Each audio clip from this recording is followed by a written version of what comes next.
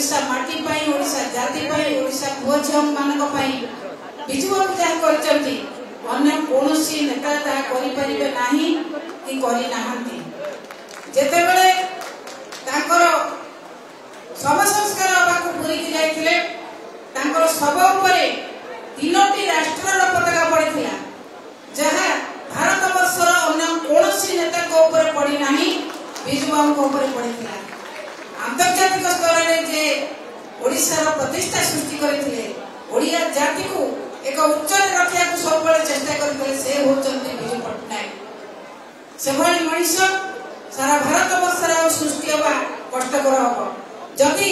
ओडिशा जन्म न से उत्तर प्रदेश रे जन्म होइतांते कि पंजाब रे जन्म होइतांते से हुए तो भारत वर्षर प्रधानमंत्री बार बार होइतांते कि राष्ट्रपति होइतांते किंतु ओडिया माटी रे से कथा करे देला नहीं जो माने सेतेबेलर चक्रांतकारी नेता माने ताको विरुद्ध रे बहुत कथा करचंती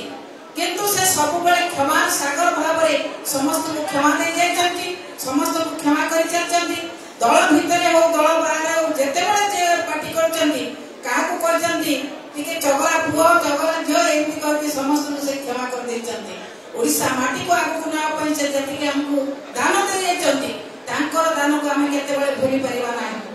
आज किंतु जो सरकार चली से सरकार बिजुआन को ना को लिभाई देवा को चेष्टा करछंती तांको ना रे हेतिबा योजना तांको ना रे हेतिबा विभिन्न कार्यक्रम को एवं शेषरे तांको प्रतिमूर्ति को पड़िया पई चेष्टा करछंती किंतु मने रखंतु बीजेपी सरकार सुना को जेते पड़िले तार ओजन वृद्धि पाइबो सिना सुना केबे मोड़ जीवन नाही। बिजू बाबू को तमे जेते बदनाम करिया को चेष्टा करे मध्य बिजू बाबू आउरी लोकन को पाखरे बिजू बाबू तांकर हृदय रे रहिबे लोकन को हृदय रे रहिबे आपण माने जेते चेष्टा कले मध्य तांकू साधारण लोकन को मनरु हटाई परिबे नाही। आज तांकर साधा दिवस रे आमे प्रभु जगन्नाथ पाखरे प्रार्थना करिबा बिजू बाबूर जो बाणी बिजू बाबूर जो कथा से कथा को नहीं आमे चलिबा एवं बिजू जनता दल को आउरी सुदृढ़ करिबा एतिके अनुरोध करी मोर वक्तव्य